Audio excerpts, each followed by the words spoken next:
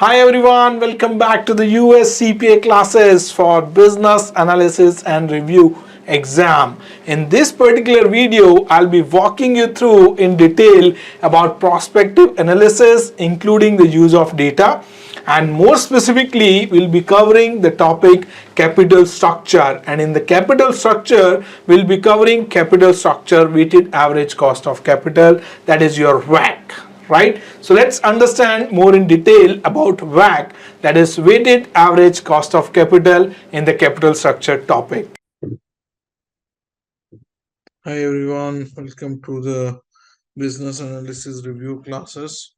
So we are in chapter 2.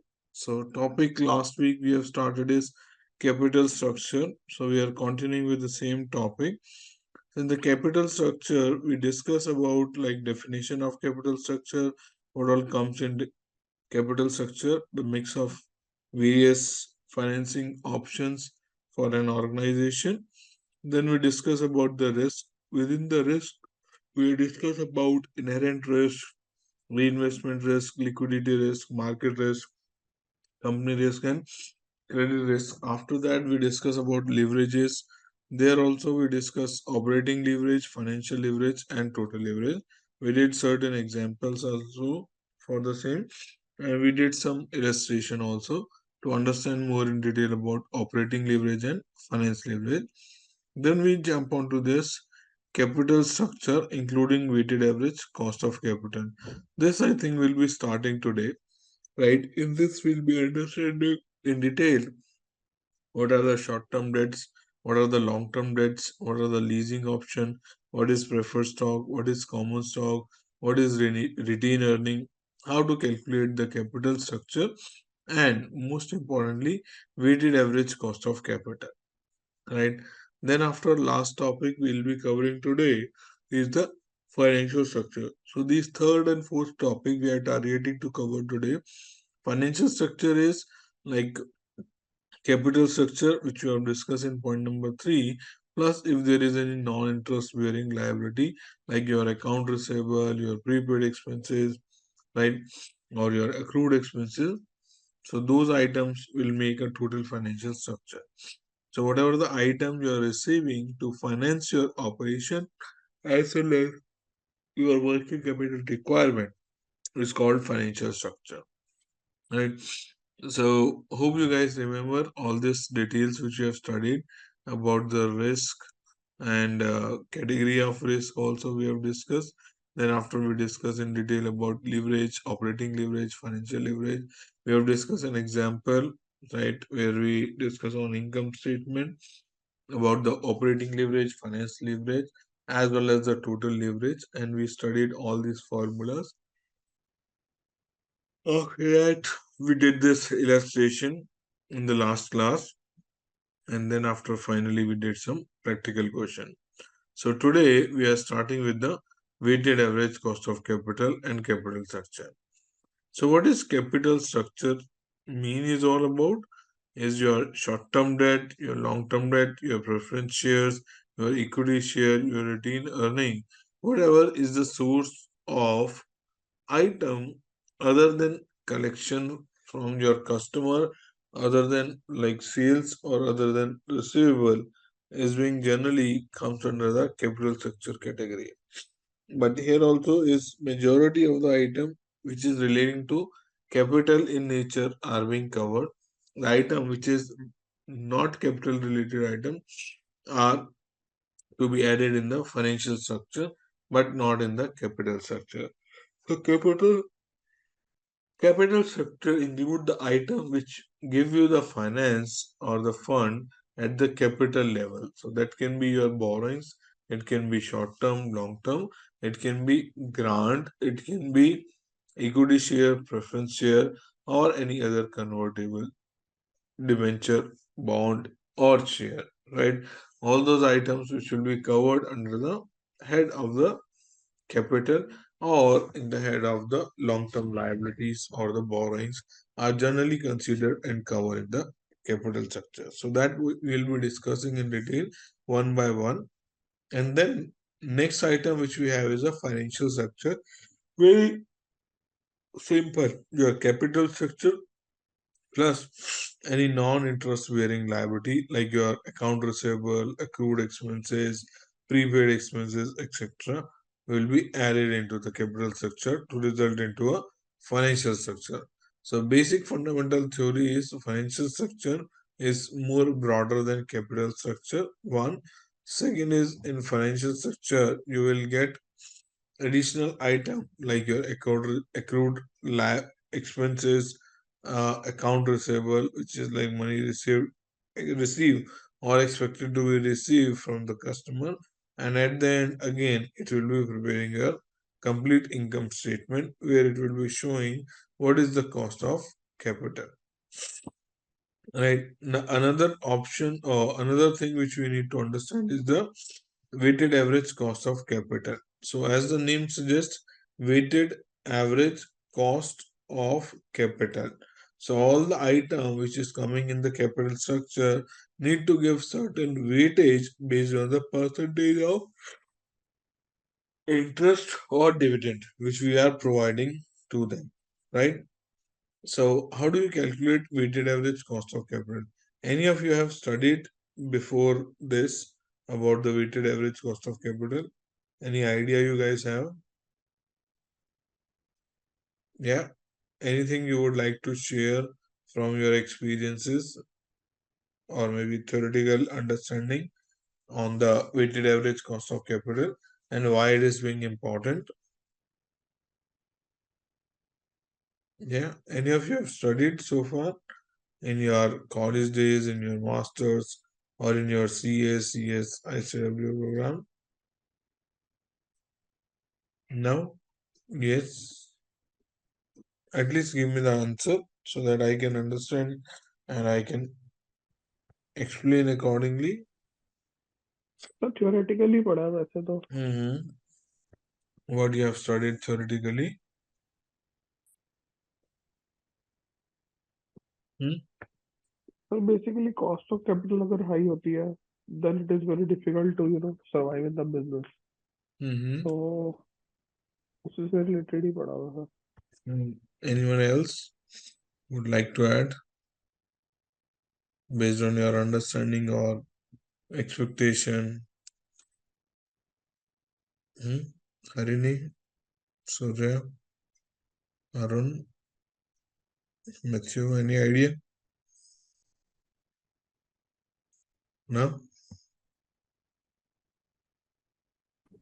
Just studying, but for almost 1 year gap. So Yeah, no problem. So basically, weighted average cost of capital is a blended cost of capital, right? Where you will be identifying the cost of equity, the cost of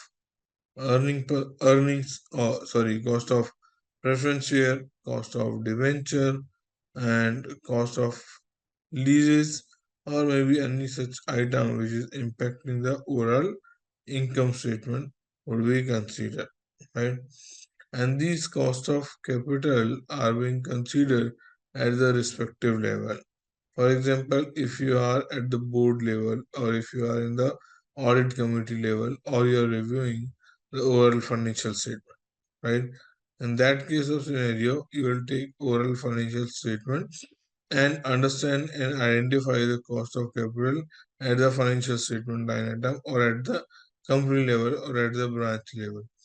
For example, if you have a franchisee, you have invested certain amount of money. In addition to that, you are providing the skilled labor for to run your branch or franchisee, right? So, what will be the cost? One is the cost which you are incurred directly, and second, which is main important, is the opportunity cost. So you'll be adding both your cost as well as opportunity cost of forgiving other alternative and focusing on this alternative, right? So that you need to be mindful and you should be keep in mind.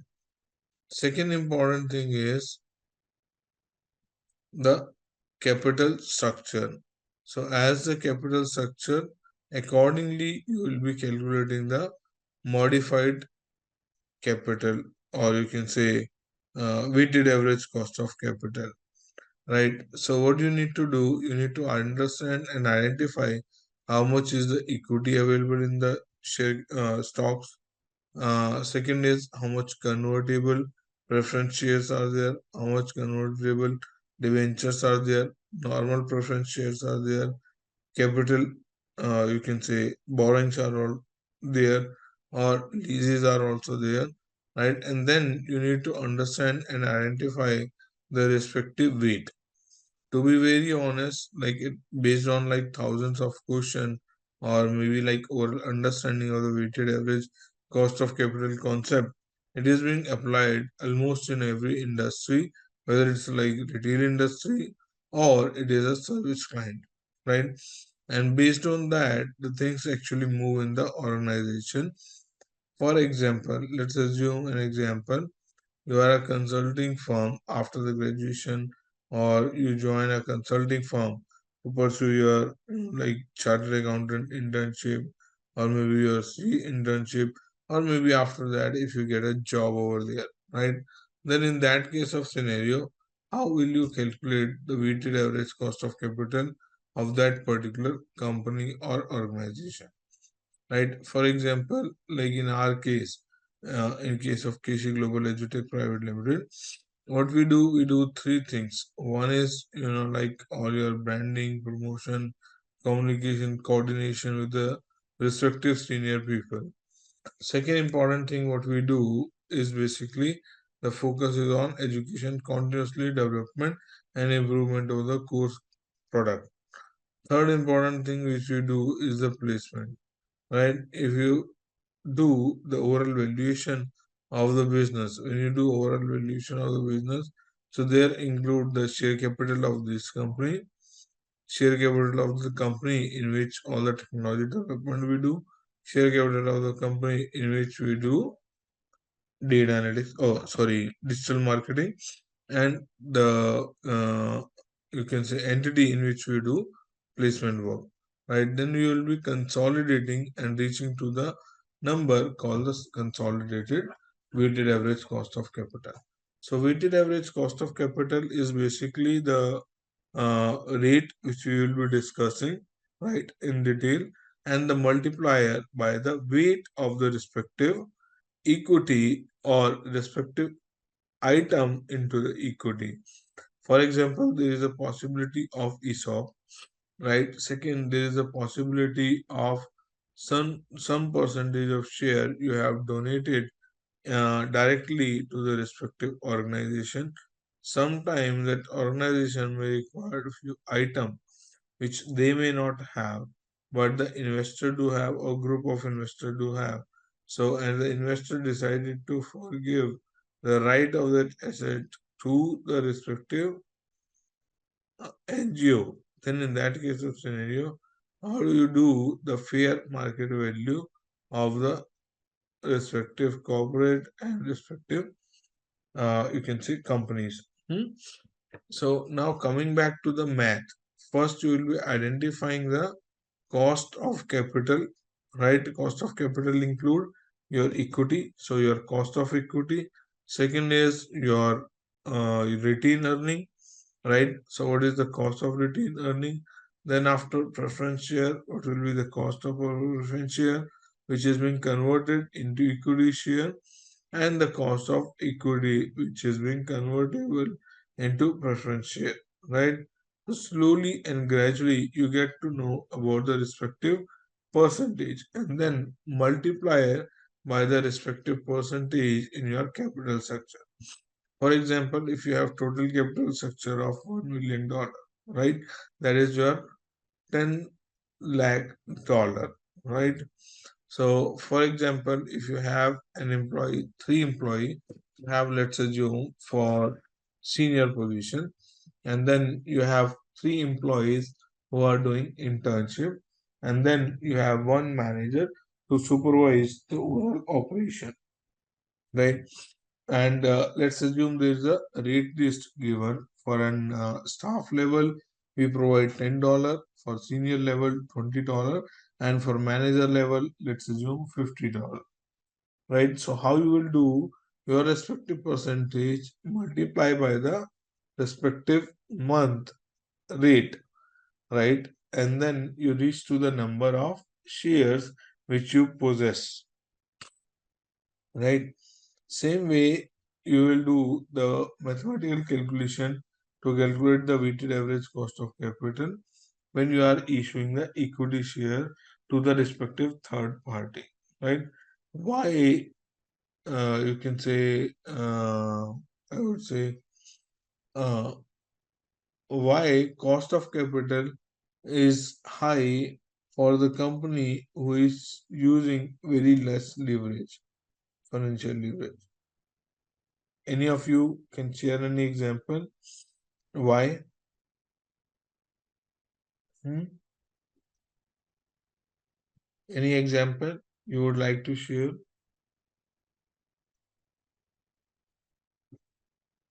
No idea? No, sir. But have you understood what I'm sharing with you? Or shall I draw some example? Sir अगर example दोगे तो better होगा थोड़ा. Yeah, anyone else? Hmm? Okay. So just for the ease and simplification, we have few illustration over there. So we can go through that once we get over there. But just quickly let me open an Excel sheet for you.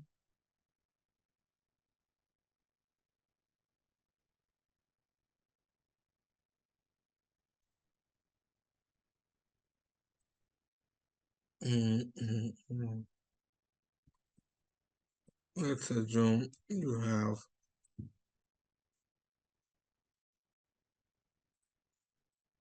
balance sheet, and in balance sheet you have your let's say long term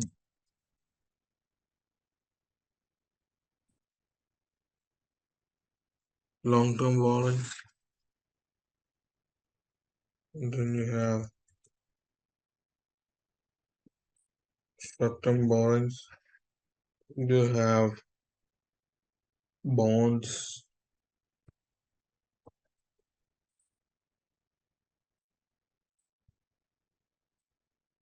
and then you have equity, and then you have shares, right? So in the capital structure, what should come first? Your equity and preference share, then borrowings and bonds. Right, this should be the sequence ideally. And let assume you have 100,000 equity and you have 300,000 preference share, and then you have, let's say, $500,000.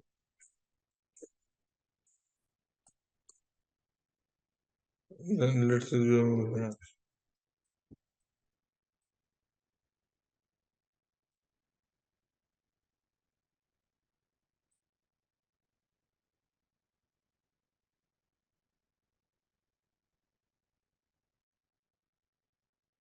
then you have short-term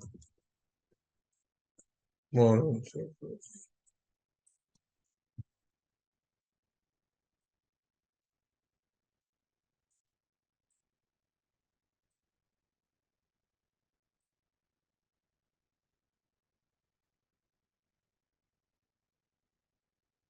right? So what you need to do first, identifying the capital structure. Then you have weighted average cost of capital given. Let's assume how much is this for total capital.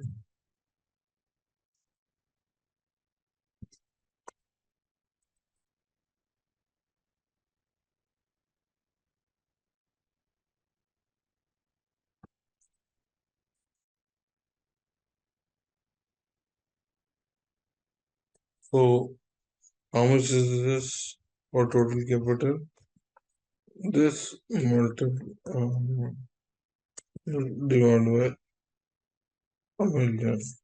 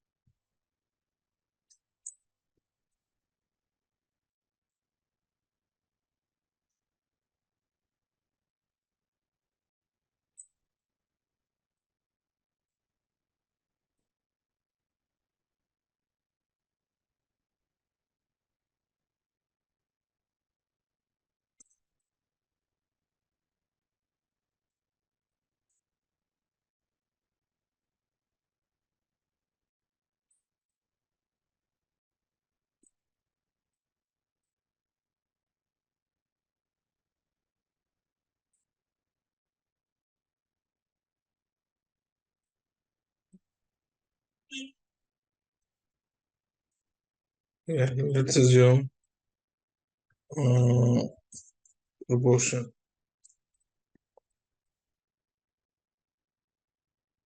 Right, and let's assume weighted average cost of capital given 10% for equity,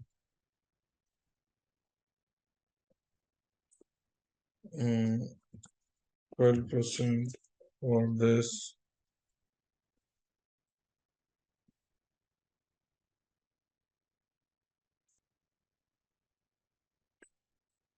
and then you have borrowings. Let's assume you took 14%. Issued share, let's assume 14%. Short-term borrowings.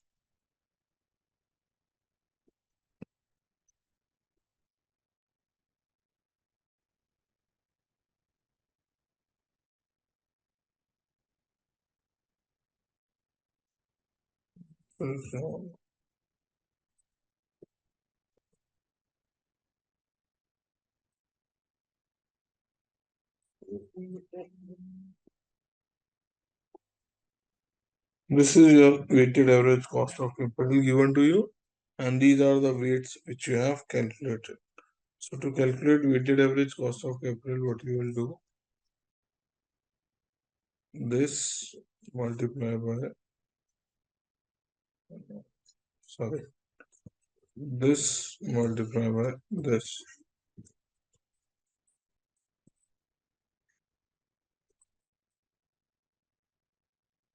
13% will be your weighted average cost of capital.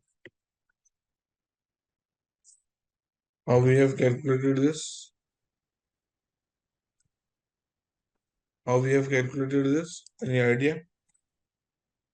Sir वही देख रहे हैं. So first of all, you understood how much weight equity do have on the total finance or total capital structure, right? That is coming out 10%. 100,000 divided by 1 million. Very simple. Then after you understood how much is the weight preference share do have in total, then you have third is long-term borrowing, then you have short-term borrowing, and then you have a bond. So these all are percentage in terms of volume given or taken, and this is the percentage of borrowings which is being given as a rate list. So there may be possibility few passengers may take the seats, few passenger may not take the seats, right? So in that case of scenario, the things will change accordingly, right? So here from this example, what looks you guys the percentage of equity share for this company?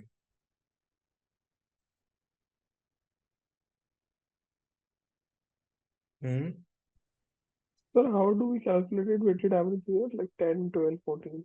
Yeah, let's assume this is given to you.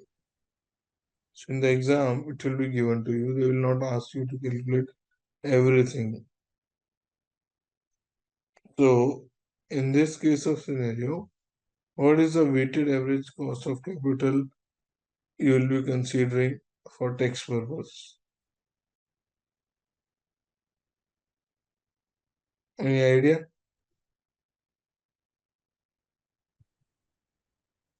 Yes, no. 13%. 13% is a standard for equity.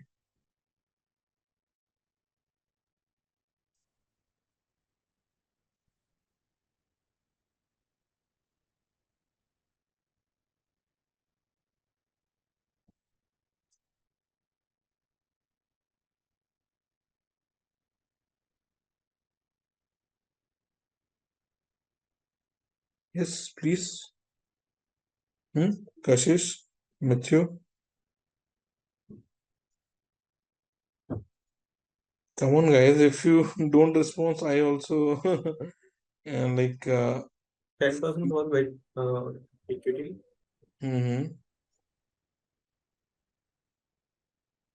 Now, what was my question? What is the weighted average cost of capital here in this example?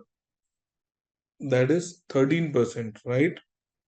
How we have calculated this 13%? Based on the proportion on the capital structure multiplied by the weighted average cost of capital.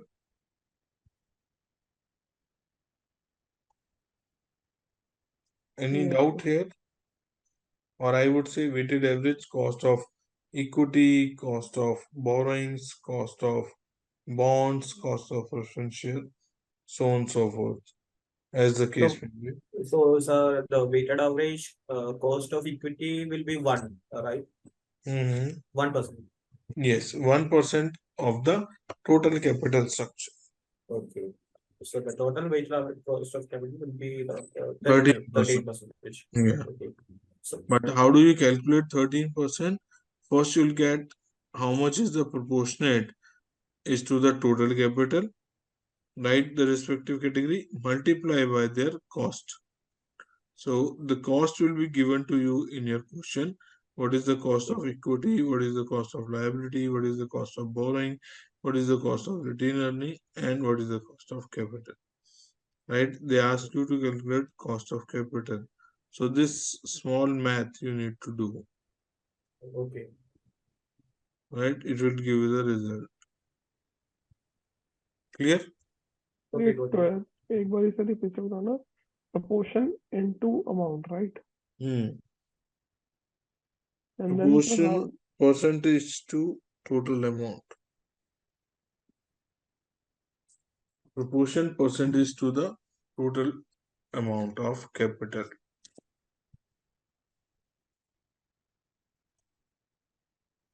so Make sense?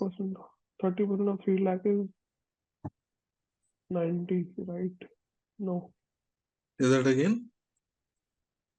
So in the Let's. preference shares,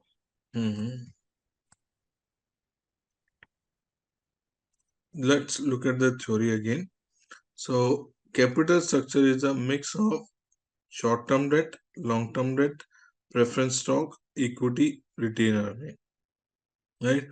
Cost of short-term debt, cost of long-term debt, preferred stock, equity, and retained earning. So what we have done here, we have calculated the proportion to total capital, right?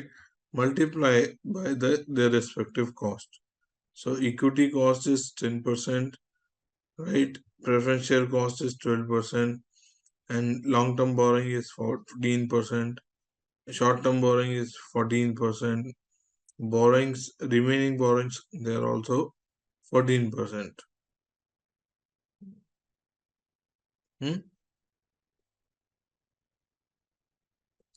What will be the cost of any particular thing? Is you will be accounted for in proportionate manner or in total manner, to be more realistic. Proportionate manner, right? yes, Yes or no, right? yes, yes. So this is what we have done. The total cost multiplied by the respective proportionate, right? And then whatever be the additional cost of transition, So that will incur. Make sense?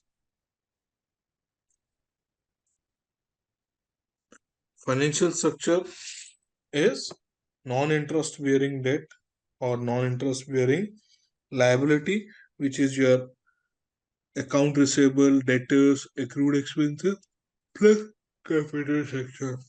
So first concept we are understanding here is the weighted average cost of capital, right? So weighted average cost of capital plus cost of various equity component, whether it's preference, equity or retain of the firm structure.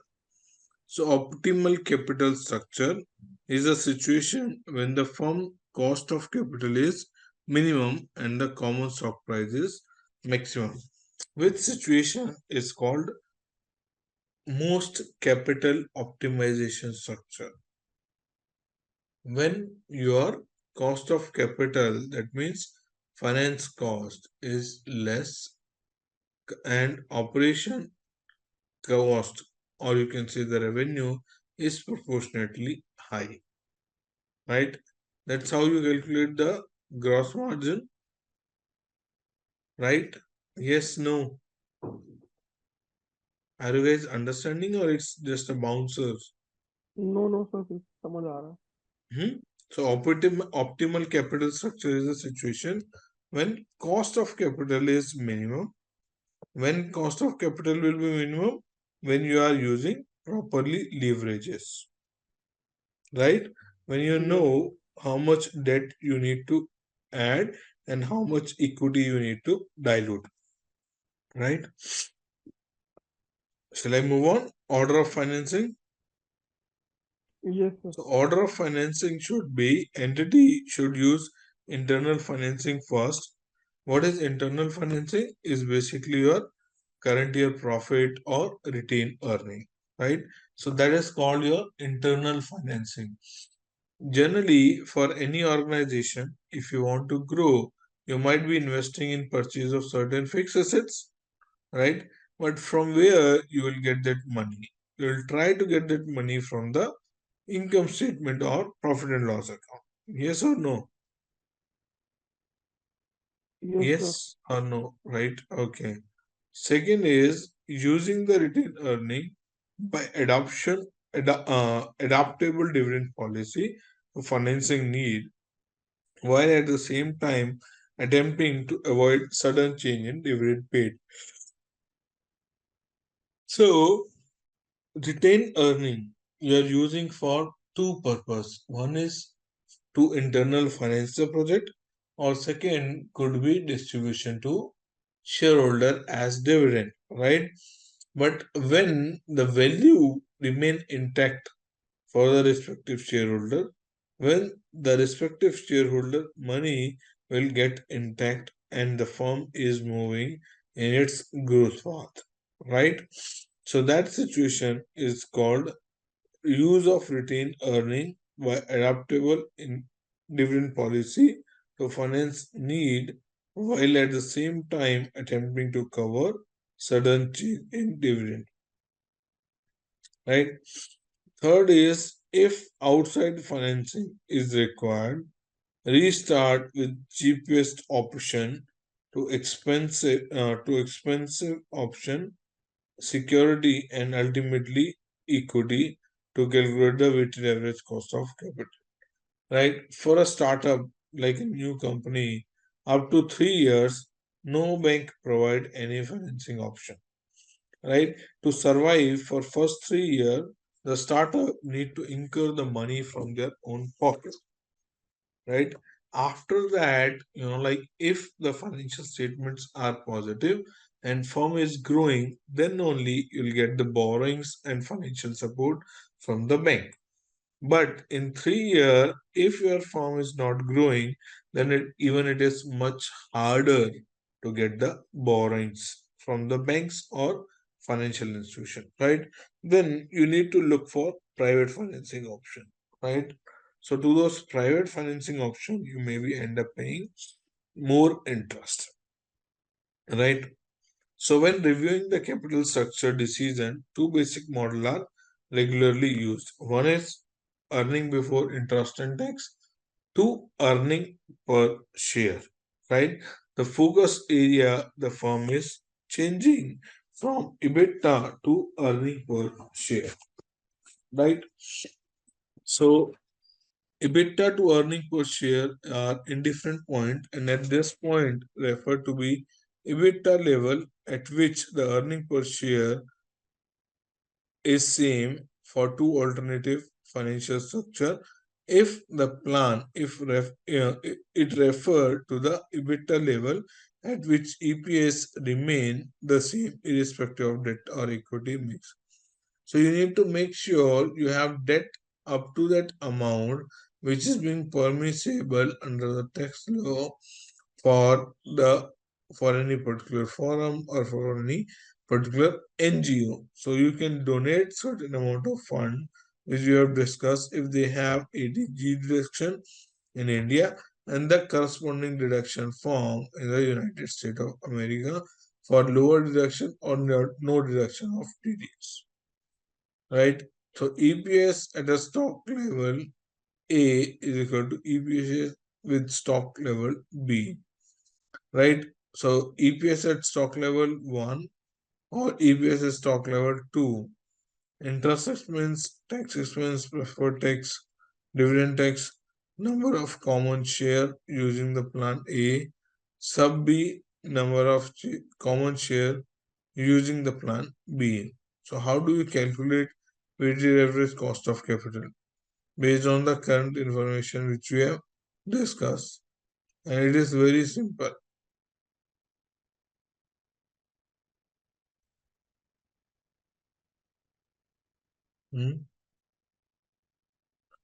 Guys, please respond. Otherwise, like एक बार repeat करना sir. what I'm saying, the EPS for different point are indifferent, right? And you have given the equation here, to calculate the EPS at stock level A and stock level B. So this, the formula will help you identifying the respective level of the EPS or EBITDA. So just look at the point again. I'm just reiterating this one. So what they are saying, EBITDA to EPS are in different point. That point is called the capital structure, where you can take capital structure decision because both of the points are indifferent.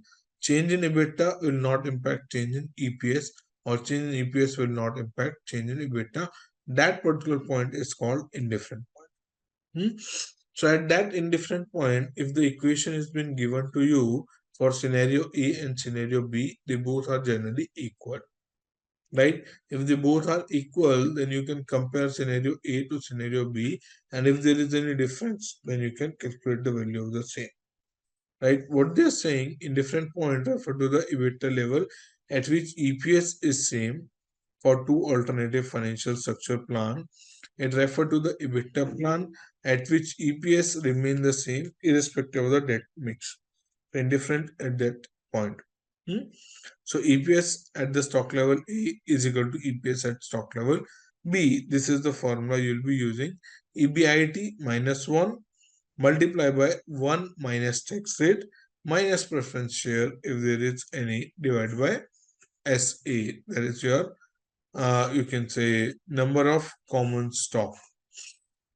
Right? This equal to EBITDA minus 1 multiplied by 1 minus tax rate at that point of time 2 minus P divided by SB, which is number of common share using plan B. So plan A and plan B, you need to calculate or identify the number of shares.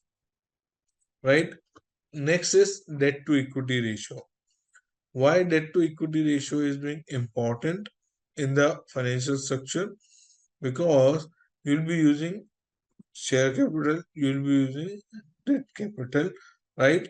So debt to equity ratio is how much percentage of debt in proportion to equity. First, second important thing for this meeting, in this meeting which we have,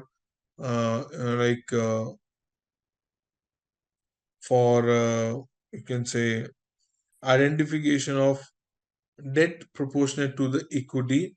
What we will be doing, we'll be calculating total part of debt, right? Debt include your long-term debt, short-term debt, and the borrowings, whether it's short-term or it's long-term, divided by the equity. So that will give you debt to equity ratio. And why do we calculate debt to equity ratio?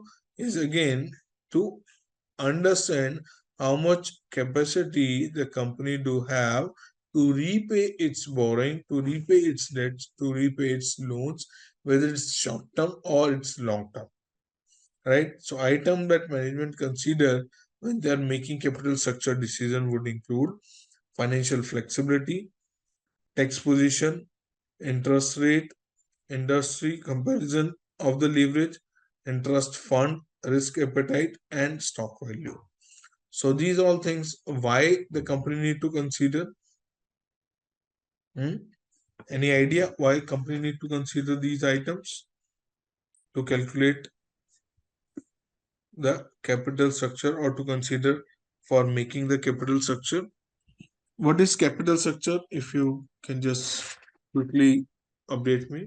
What is capital structure? Capital structure include equity, retained earning. What else? Debt. The long-term debt, short-term debt, Long-term debt, short-term debt, preference preference share, stock. right? And what is financial structure? Capital structure plus non-interest bearing loans or borrowings, right? That may be your account receivable, accrued interest, right? Those kind of item. So now what they are saying, when you are making a capital structure, what all things you should be considerate of? First is flexibility. That means how much debt can be converted into equity, right? That you need to understand. Second is the tax position. So if you are taking a debt, there will be interest, right? And interest is being allowable expense, right? Whereas if you take equity or preference equity, you need to pay dividend. And dividend is not allowed for tax purposes, right? Third is dividend expense is not allowed for tax purposes. Third is interest rate for short term or long term debt. If short term is less, then you will be taking more of short term. If long term is less, then you should be making long term loan more, right? Third is fourth is industry comparison for leverage. How much other company leverages are which is into the same industry and how much our company is using the leverage, right?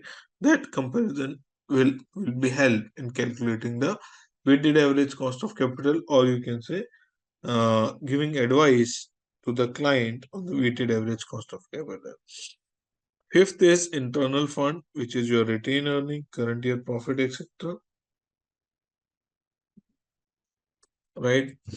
Then after risk appetite of the firm, how much a risk averse the organization is, right? Accordingly, you will decide how much percentage of the equity I can dilute, right? Seventh is the stock value, or sixth is risk appetite we have discussed. Seventh is stock value. So these all consideration you need to give when you are calculating the weighted average cost of capital.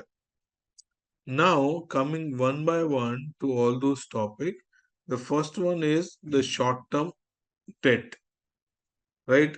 What is short-term debt? That may be your account payable, that may be accrued expense, that may be provision, that may be liability, that may include unsecured loan, that may include commercial paper, that may include short-term loans, which is secured by the current assets, usually cheaper and more flexible than the long-term debt.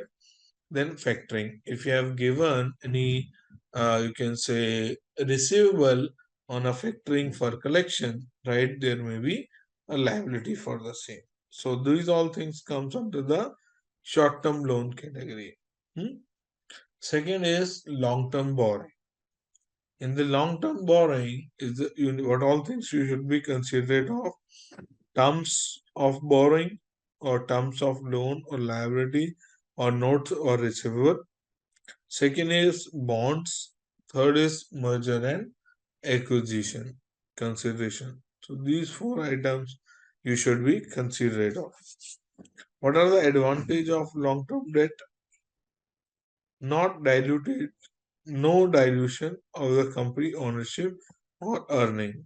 So the earning will impact the cost of capital, but it does not impact to the financial strength of the companies, which help in calculating the cost of capital, right? Second is interest expense or tax shield. So if there is any interest expense that you can claim as an expense for tax purposes, right? Third one is revisiting debt capital easier than equity capital. That means in future, if you want to make any changes, it will be easier compared to equity, because in equity you require a lot of approvals. Here you won't require too many approvals.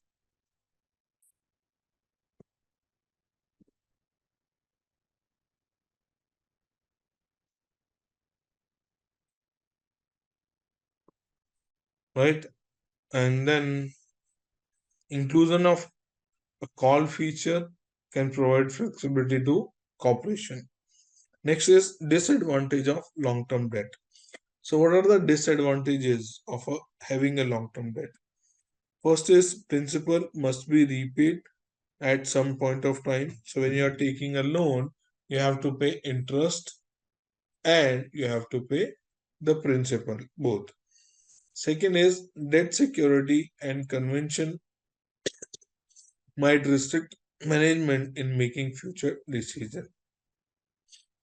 Third is as the percentage of debt increase, so does the cost of issue additional debt will be difficult.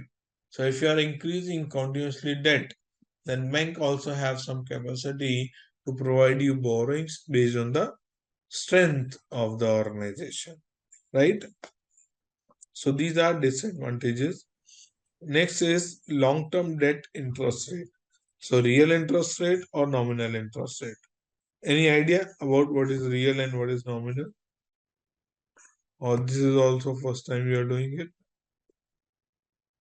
Okay, no problem. Let's do it. Real time interest, or you can say real interest rate, is equal to default minus the free US Treasury security bond with no inflation.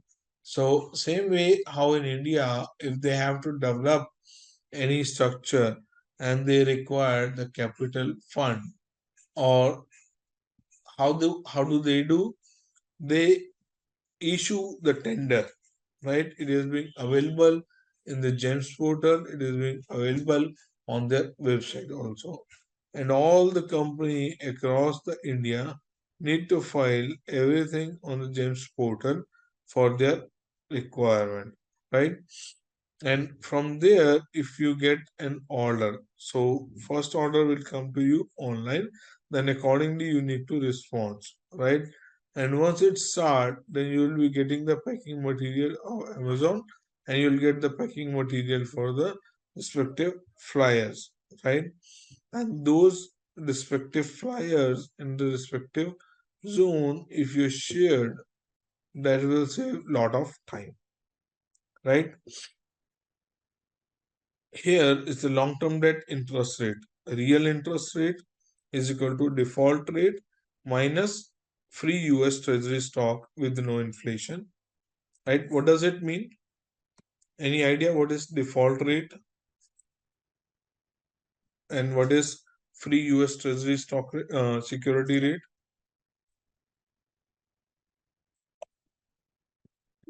The default rate is which is given by the bank, like how No, much you, default rate is given on the loan issued.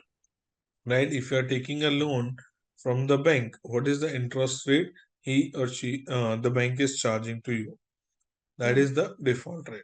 Yeah, that is mostly it may be same like the repo rate or something which is already announced by the government. Hmm. Yeah. almost That is fixed what rate. I'm saying here. Yes. And what is free US Treasury security rate? What is Treasury stock rate? Is the stocks issued by the government. Government also issue the treasury bond where they collect the money from the individuals. Why do they do that?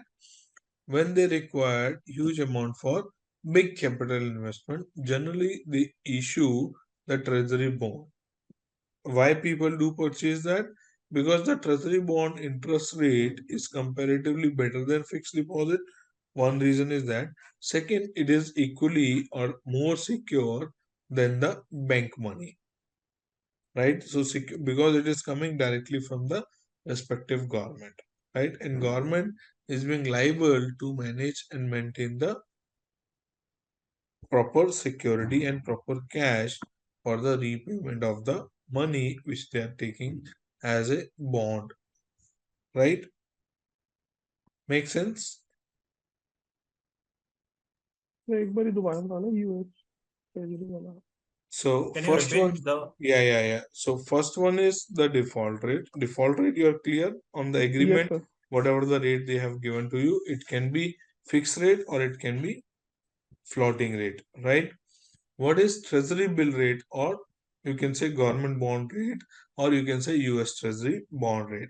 So US treasury issue time to time bond to the general public when they need big money for any infrastructure development, right? But from the individual perspective or from the company perspective, those amounts are generally being exempt up to 1,50,000 each person, right? So second important thing is the interest which you are getting on such bond are also generally tax free. If it is for the municipality bond, then also interest is tax free. If it is from the state government bond, then also it is being tax free. But if you are taking any bond from the federal government, then that is taxable, right? So as you will get the benefit of taxes, it reduce the weighted average cost of capital. Make sense? Yes, sir. Got it. Next Okay. is normal risk-free rate. So what is normal risk-free rate which you have mentioned here is the banking rate at which we go, right? Make sense? What is nominal risk-free rate? yeah Real interest rate plus if there is any inflation premium or minus if there is any inflation or deflation impact. That is your treasury bill rate. Time interest earning ratio is EBITDA divided by interest expense. So that will help you identifying how much time you have interest. That means if for example some company do have 2 years, some company do have 3 year, some company do have 5 year. How do you calculate that? EBITDA divided by interest expense, right? So it will give you for how many year interest you can cover. So it's kind of interest coverage ratio. Make sense? It is an indicator of the company's ability to meet interest payment on its debt. The time interest earned calculation is a corporation income before interest and income tax expenses divided by interest expense. So there is an illustration given to you. Interest expense is $20,000. Income tax expense is $30,000. After income tax, the net profit you have is $50,000. So what will be earning before interest and tax? Profit after tax $50,000 plus income tax $30,000 plus interest expense, because you need to calculate earning before interest, right? This divided by $200,000. From where this $200,000 came? It has to be 20,000. Sorry, my bad. It is $20,000, interest expenses. right? It is your interest expense. So total is your 100,000 divided by 20,000. So 5 times of the interest recovery you already have. Right? Make sense? Yes, sir. Okay, let's do 2 practice questions. Then we'll take a small break here. Hello. Yes, Sir. please. Yes, So Matthew. what? Okay. Mhm. What's the connection with the time interest rate and the above two rates, real interest rate and nominal? Sorry, say that again. What is the Connect, why do we calculate this time interest and ratio after doing this real interest rate and objective? nominal? You mean to say what is the objective of calculating Yeah, right. time? Yeah. So it will give you, like, for example, like banks are generally, or lenders are generally interested in 2 ratio. One is debt to equity ratio. That means how much borrowings you have compared to your own fund. Right? Okay. Second, they are always being interested like how much money you are making and how many times you can cover the interest expense. So if you are facing difficult to recover your interest expense, then banks or financial institutions generally do not lend the money. So that is the whole objective of calculating interest coverage ratio. More the interest coverage ratio, bank is more comfortable providing the loan. More the debt equity ratio, the banks is uncomfortable providing more loans because loans are already high. Right? So lower the debt equity ratio is preferable by the bank, and higher the interest coverage ratio will attract the bank. Make sense? Yeah. Okay, let's do this 2 quick question. Larsen Corporation issued 20 million long-term debt in current year. What is the major advantage of Larsen with the debt issuance? So Larsen has issued debt for how much? $20 million. So what is the major benefit to Larsen when the debt are issued? First is the reduction of Larsen control over the company. Does it impact anything on control of the company? No, sir. Right? It will impact, but not significant. Right? Second is the relatively low after-tax cost due to interest deduction. Is it true or incorrect? Yeah. It is true because It will the give relatively low after-tax cost due to interest deduction. So there would be interest deduction, and that will result into low after-tax cost. Third is the increased financial risk resulting from which use of debt. So the increase in financial risk resulting from use of debt. So if you're using more and more debt, it will increase financial risk. The answer is yes. Yes, sir. Third is the reduced earning per share possible through the financial leverage. If you are doing financial leverage, does that reduce earning per share or increase earning per share? The answer is reduce. increase. No. The answer is increase because But if you are because paying the interest, all these things, our earnings will, our company's profit will reduce, right? After that, your we company are sharing. no, 2 things here, Matthew. One is your profit will reduce, but your number of share will also be less. For example, let me draw a small example for you. Let's assume you have earning before interest and tax of, let's say, $100,000. $100,000. Let's assume I'm just taking 2 assumptions for it, right? And you have borrowings. On borrowings, you'll be paying interest, right? Let's assume you have interest expense of 20,000. And you have borrowings.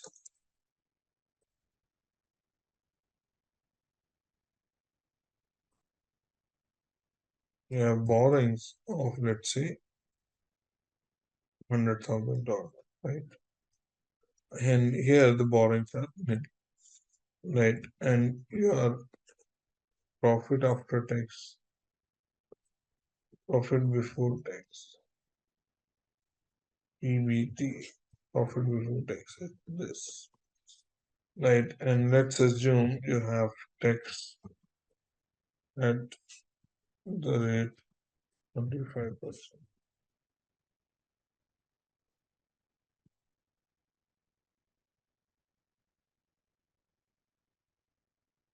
So you have profit after tax.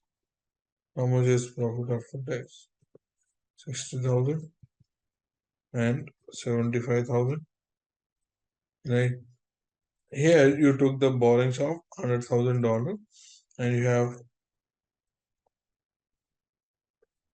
have stock. Let's assume you already have a stock of $100,000. In other case, you have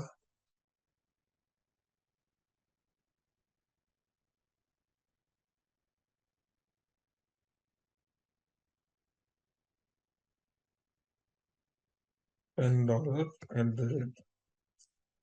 Sorry, 10,000 stock at the rate of $10. So you have how many shares?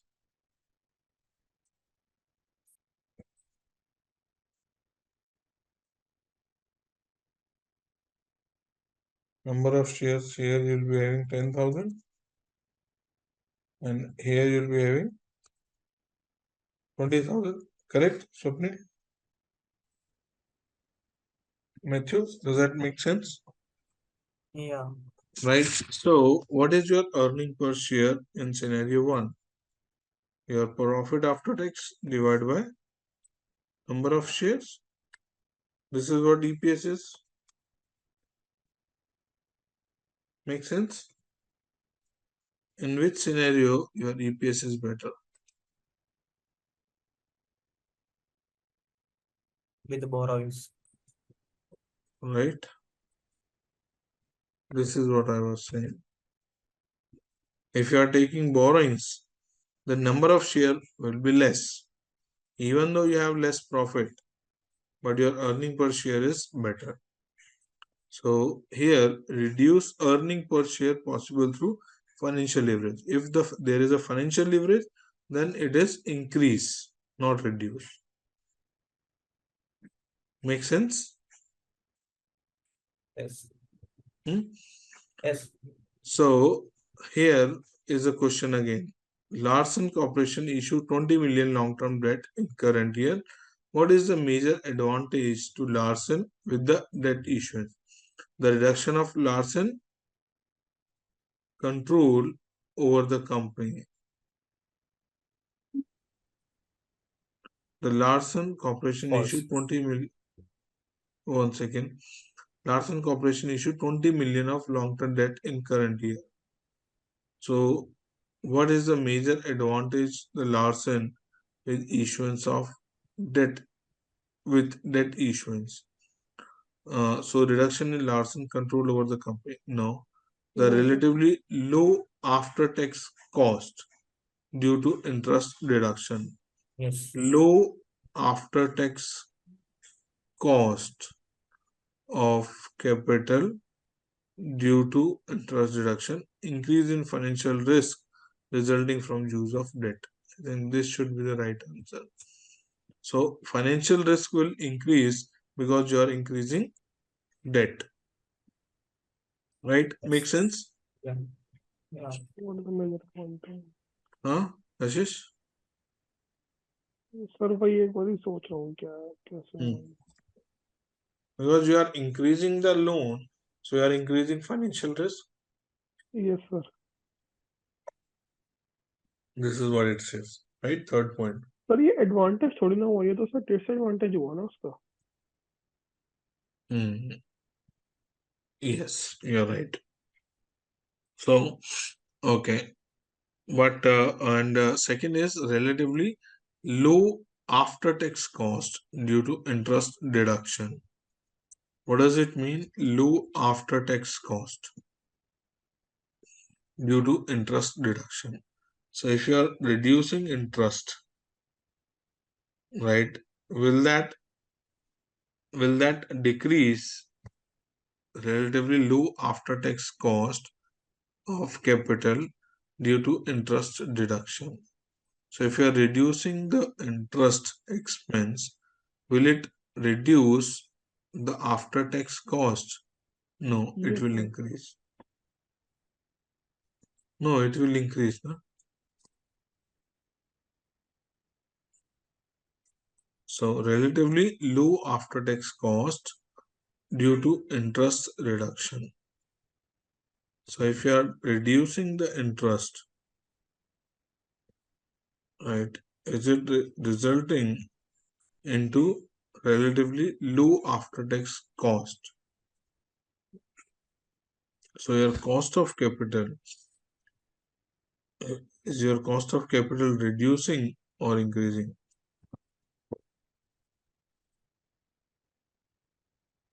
So in this example, if you have 100,000 borrowings and 100,000 stock, will it reduce the cost of capital, or the reduction in Larsen control, over the company? Should be no reduction of Larsen control over the company, right? So this should be correct answer, right? Kashish, make sense? Yes, sir. Yes, Because you are issuing debt, not equity, so it is not losing your control. We are not losing the control, right, Matthew? Make sense? Yeah. Second is, which of the following factor might cause a firm to increase the debt in its financial structure? So when the company increase debt in their financial structure, an increase in the price earning ratio, an increase in the corporate income tax rate, a decrease in the time interest earned ratio, increase in economic uncertainty. Which option is correct? So what is the core of the question? Which one of the following factor might cause the firm to increase debt?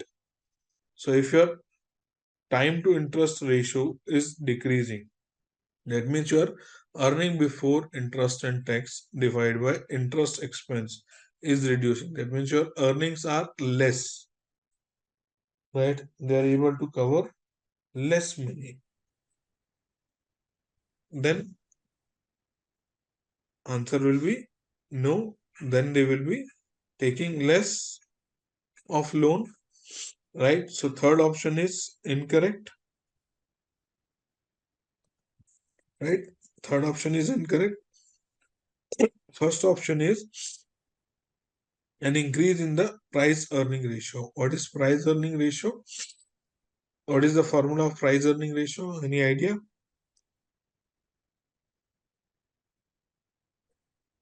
Sir ऊपर पढ़ा था. Mhm.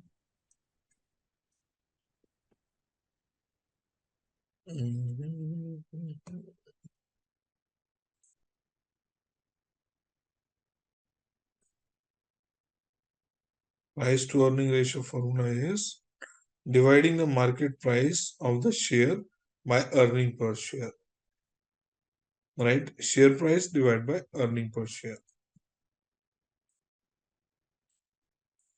right?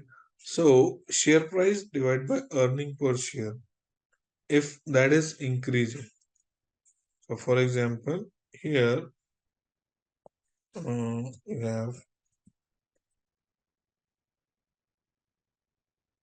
you have earning per share, you have already calculated, right? So your share price, let's assume here you have share price of $10, and as you have added more borrowings, so your share price will increase to $12 or maybe $15, right? So this divided by this, is divided by this, right? So share price will price equity ratio, an increase in price equity ratio. Which one of the following factor might cause the firm to increase debt. Increase in price earning ratio, right? So in case when price earning ratio is increasing, when price and earning ratio is increasing, the borrowing also increasing, right? So this option is correct, Yes, sir. right? Second option is an increase in corporate income tax rate. Will that impact on borrowing? No, sir. No, sir. Or economic uncertainty? That will also No. not impact, right? Last question. The cost of debt most frequently is measured as what? Cost of debt. How do you measure cost of debt? Actual interest rate plus the risk premium. Second is actual interest rate minus the tax saving. Third is actual interest rate adjusted for inflation. Or fourth is actual interest rate. How do you calculate the cost of debt basically?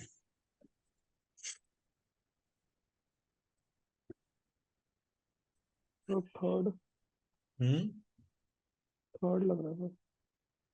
Actual interest rate adjusted to inflation? No. Have you seen in any example adjustment of inflation? The answer is no. Actual interest rate is no. Right? Actual interest rate minus the tax saving you are making. That has to be the cost of debt. So when you are calculating cost of debt, you need to calculate the tax impact on the same also. Right? Because here you'll be comparing with the cost of equity. So cost of equity is generally after tax. So profit after tax, how do you calculate? Adjusting the interest with taxes, right? So second option is correct option. Make sense? Yes. Sir एक minute ऊपर दिखाना cost of date का formula.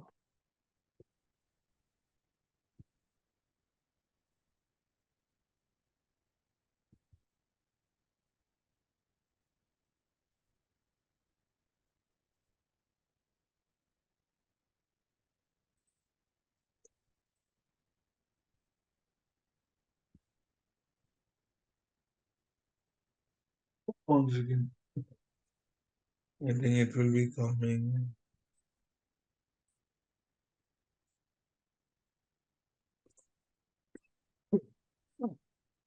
Once again. So cost of preferred stock, retained earning.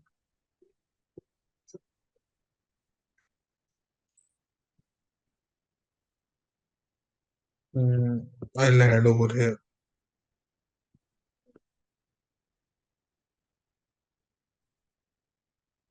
Here, this is cost of debt. Cost of debt, bracket 1 minus tax. Yes, sir.